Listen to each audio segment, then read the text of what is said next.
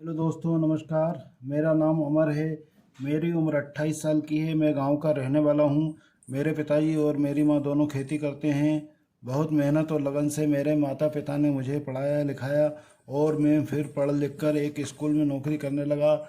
एक दिन पड़ोस में रहने वाले चाचा मेरे लिए एक अच्छे घर का रिश्ता लेकर आए। वह लड़की वालों ने लड़की देखने के लिए हमें 2 बार अपने घर बुलाया था। मेरी माँ को लड़की बहुत पसंद आई और 1 महीने के अंदर ही मेरी शादी हो गई। मेरी पत्नी का नाम विमला था और मैं और मेरी पत्नी हम दोनों बहुत खुश थे। मेरी पत्नी सीरियल देखने की बहुत शौकीन थी। वह घर के सारे काम करके सीरियल देखने बैठ जाती थी। लेकिन एक दिन अचानक रात को मेरी आंख खुली और मैंने देखा कि मेरी पत्नी रात में मोबाइल लेकर बैठी है। तो मैंने उससे पूछा कि इतनी रात में मोबाइल से क्या कर रही हो।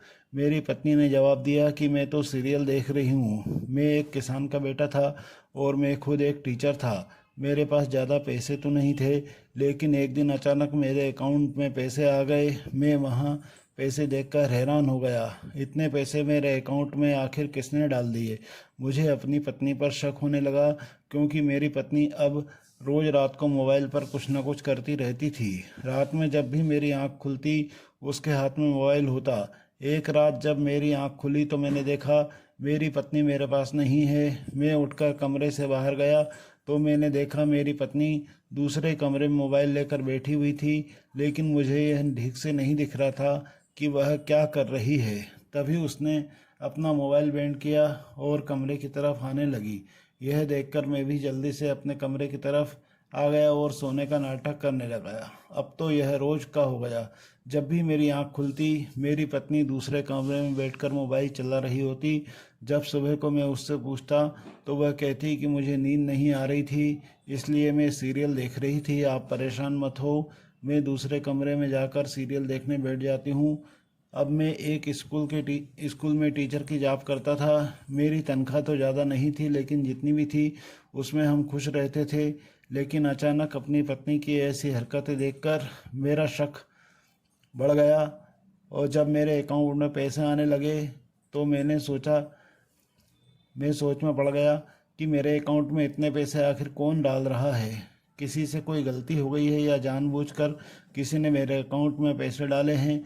कोई ऐसा नंबर भी नहीं था जिस पर मैं कॉल करके पता करता कि मेरे अकाउंट में पैसे किसने डाले हैं। मुझे अपने अकाउंट में पैसे देखकर बड़ी खुशी हुई, लेकिन मैंने अपनी पत्नी को नहीं बताया।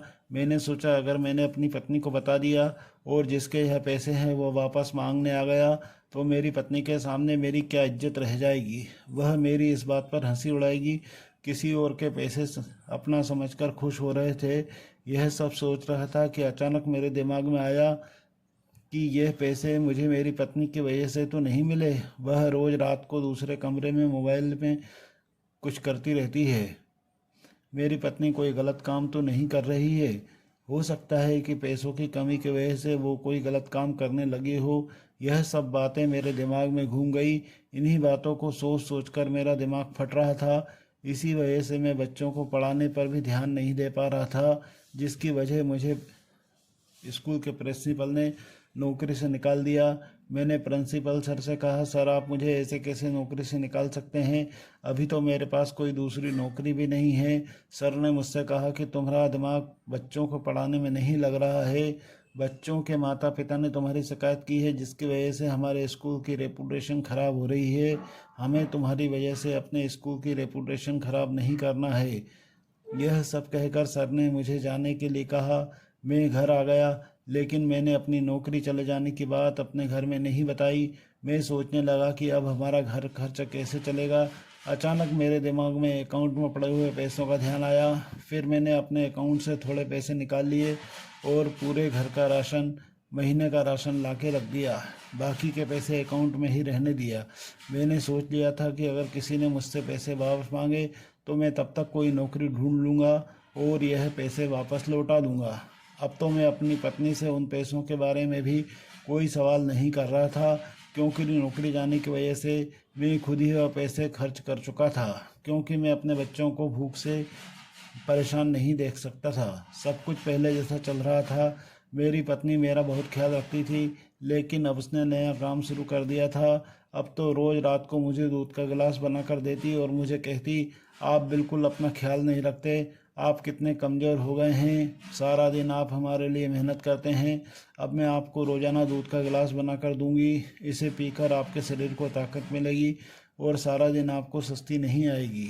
मैं मुस्करा कर अपनी पत्नी को देखने लगा और सोचने लगा कि बहुत सारे दिन भाग भाग कर मेरे लिए काम करती है, हमारे लिए खाना पकाती है, कपड़े धोती है, खुद का ख्याल नहीं रख पाती है और मेरा यह इतना ख्याल रख रही है कि मैंने दिल ही दिल में भगवान को शुक्रिया अदा करा कि मुझे इतनी अच्छी पत्नी मिली है जो मेरा इतना ख्याल रखती है। और मैं उससे अचानक ही मन ही मन बहुत मोहब्बत करने लगा। मुझे गर्व था कि मुझे इतना ख्याल रखने वाली पत्नी मिली। मैंने वह दूध का गिलास लिया और उसका हाथ पकड़ उससे कहने लगा कि तुम एक बहुत अच्छी पत्नी हो। मैं हमेशा भगवान का शुक्रिया अदा करता हूँ कि उसने मुझे इतनी खूबसूरत और इतना प्यार करने वाली पत्नी दी है। मेरी यह बात सुनकर वह मुझसे नज़रें चुराने लगी और उसके चेहरे पर अजीब सी मुस्कुराहट आ गई, लेकिन मैंने उसे अपना वह समझा और भूल गया। अब रोज़ मुझे ऐसे ही दूध का गिलास बना कर देती थी और दूध पीते ही मुझे बहुत गहरी नींद आ जाती थी। जब मैं सुबह उठता था तो मेरा सर दुखता था, थोड़ी ही देर बाद सही हो जाता था। इन सब बातों को सोचकर मेरा शक मेरी पत्नी पर और ज़्यादा होता जा रहा था। मैं अपनी पत्नी से बहुत मोहब्बत करता था। जब भी उसकी बेवफाई का सोचता तो मेरा दिल तड़पता था और मैं यह सोचकर भूल जाता था कि यह राज राज ही रहे। अपनी पत्नी से एक पल भी मैं दूर नहीं रह सकता था, लेकिन आज के इस समय में जो कुछ भी इंटरनेट पर हो रहा था उससे मुंह नहीं मोड़ा जा सकता है। मेरे दोस्त अक्सर वीडियो और फोटो देखते रहते थे और मुझे बताते थे। मैं एक मर्द था और इन सब बातों को अच्छे से समझता था और मैं यह भी जानता था कि इन सब कामों के बदले बहुत सारे पैसे मिलते हैं, लेकिन मैं अपनी पत्नी के बारे में यह सब कुछ नहीं सोचना चाहता था। वह मुझे मोहब्बत करती थी। मेरा दिल अपनी पत्नी के बारे में गलत सोचने को तैयार नहीं था। फिर मैं रोज़ की तरह नौकरी ढूंढने के लिए निकल गया और बहुत तलाश करने के बाद मुझे एक नौकरी मिल गई। मैंने सोच लिया था कि जो पैसे मैंने अकाउंट से निकाले हैं वह इसमें वापस रख दूंगा, क्योंकि अगर वह पैसे किसी के हैं तो वह मांगने आया तो मैं कहाँ से दूंगा। अब मैं रोज़ की तरह अपने काम पर चला जाता था और शाम को थका हारा वापस आता था। मेरी पत्नी खाना खिलाने के बाद मुझे दूध का गिलास ज़रूर देती थी, जिसे पीकर मैं बहुत गहरी नींद में सो जाता था और सवेरे ही उठता था। अपनी पत्नी की हरकत पर मुझे शक होने लगा था। मैं सोचने लगा था शायद वह मुझे कुछ दूध में मिलाकर देती है, जिसकी वजह से मैं गहरी नींद में सो जाता हूँ। एक दिन जब मैं काम से थका हारा घर वापस आया तो खाना खाते ही सो गया। उस रात जब मेरी आंख खुली तो मैंने देखा मेरी पत्नी मेरे पास नहीं है। जब मैं उसे देखने गया तो मैंने देखा दूसरे कमरे की लाइट जल रही है और वहां बैठकर फ़ोन में कुछ कर रही है। यह सब देखते ही मेरे दिमाग में फिर से शक की घंटी बजने लगी। मैं आखिर कब तक उस पर शक नहीं करता। और एक इज्जतदार मर्द सब कुछ बर्दाश्त कर सकता है, लेकिन पत्नी के बारे में ऐसा नहीं कर सकता है। मेरे दिमाग में एक पिक्चर की तरह चल रहा था कि अब तो मेरी पत्नी भी मुझे ही धोखा दे रही है। आजकल वो मुझसे ज़्यादा बात भी नहीं करती थी। जब मैं काम से घर वापस आता तो मुझे खाना खिला देती थी और दूध पिला देती थी। मैं दूध पीकर सो जाता था। समय के साथ साथ हमारे बीच में दूरियां बढ़ने लगी थी। मैं सारा दिन इसी सोच में गुमसुम रहता था। आखिर सोचने से तंग आकर मैंने फैसला कर लिया कि मैं अपनी पत्नी का राज जानकर ही रहूँगा। वह आखिर इतनी रात को कमरे में मोबाइल के सामने बैठकर क्या करती है? कहीं वह भी तो कोई गलत काम नहीं कर रही है? हो सकता है कि पैसों की कमी से तंग आकर उसने कोई गलत काम शुरू कर दिया हो। ऐसा हुआ जैसा मैं सोच रहा तो मैं बिना सोचे समझे उसे छोड़ दूंगा। मैं अपनी मोहब्बत की फिक्र करूंगा और ना अपने बच्चों की। मैं एक ऐसी औरत के साथ कभी नहीं रह सकता जो गलत काम करती हो, जो पराई मर्द को अपने जिस्म की नुमाइश करती हो। मैं भी आखिर एक इज्जतदार मर्द हूँ। मैं अपनी पत्नी का कोई गलत काम बर्दाश्त नहीं कर सकता हूँ। वो मेरा ज़्यादा ख्याल भी नहीं रखती थी, बस इसी फिक्र में रहती थी कि मैं जल्द से दूध पीकर सो जाऊं ताकि वह अपने काम पर लग जाए। अब मुझे लगने लगा था कि उसे इस काम में बहुत मज़ा आ रहा है। अब तो बच्चे भी मुझे कहने लगे थे कि सारा दिन मम्मी सोई रहती है, हमें खुद अपने हाथ से लेकर खाना खाना पड़ता है। मैं सोचने लगा, जाहिर सी बात है, जब रात भर जागेगी तो बंद कमरे में जागेगी तो फिर दिन में सोएगी ही। मेरा दिल यह सब बातें सोचकर बहुत दुखी हो रहा था। मुझे अपनी पत्नी से नफरत होने लगी थी। मैं यह सोचकर नाराज हो रहा था कि मेरी पत्नी मेरे होते हुए गैर मर्दों के साथ अपना दिल बहला रही है। क्या मोहब्बत में मेरी कोई कमी रह गई थी जिसकी वजह से मेरी पत्नी ने मेरे साथ ऐसा किया? लेकिन ऐसा तो कुछ भी नहीं था। मैंने तो उसे हमेशा बहुत प्यार किया था, उसकी बहुत इज्जत की थी, उसकी हर बात मानता रहा था। तो क्या कुछ पैसों के लिए मेरी बीवी मेरे साथ ऐसा कर सकती है? आखिर वह मेरे साथ ऐसा क्यों करती है और कैसे कर सकती है? उसे मुझसे ज़्यादा पैसों से मोहब्बत कैसे हो सकती है? मैं उसकी इन हरकतों को बर्दाश्त कर रहा था। तभी मैंने भी सोच लिया कि जिस दिन मुझे उसके खिलाफ कोई सबूत मिल जाएगा, उसी दिन मैं उसे छोड़ दूंगा और अपने बच्चों को मैं अपने पास रख लूंगा। उनकी परवरिश मैं खुद कर सकता हूँ, क्योंकि मैं एक चरित्रहीन औरत को अपने बच्चों को नहीं सौंप सकता हूँ। मैं अकेला ही उनकी परवरिश कर सकता हूँ। मुझे किसी औरत की ज़रूरत नहीं है। और मेरे दिमाग में सोचा कि क्यों ना मैं घर का इंटरनेट ही बंद कर दूं, फिर देखता हूँ मेरी बीवी क्या करती है।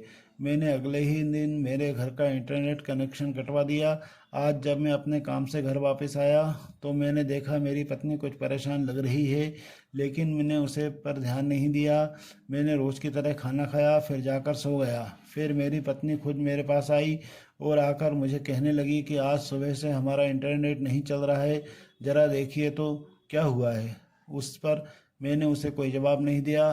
इंटरनेट का क्या है, कोई परेशानी हो गई होगी जिस वजह से नहीं चल रहा होगा।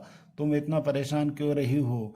एक दिन अगर इंटरनेट नहीं चलेगा तो तुम अपनी सीरियल नहीं देखोगी तो क्या हो जाएगा? वैसे भी तुम सारा दिन सीरियल ही देखती रहती हो।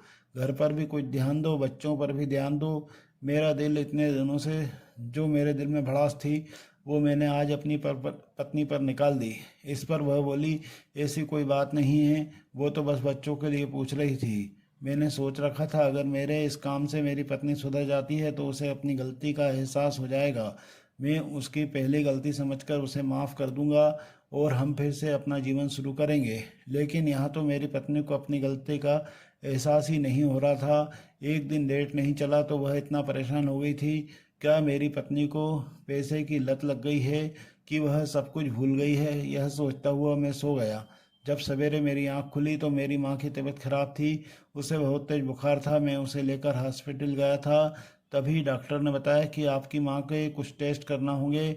मेरे पास उसके टेस्ट करवाने के लिए पैसे नहीं थे, तो मैं अपने बॉस से कहा कि मुझे आप एडवांस तनख्वाह दे दो। लेकिन बॉस ने कहा कि तुम्हारी अभी नई नई नौकरी है, हम तुम्हें एडवांस नहीं दे सकते हैं।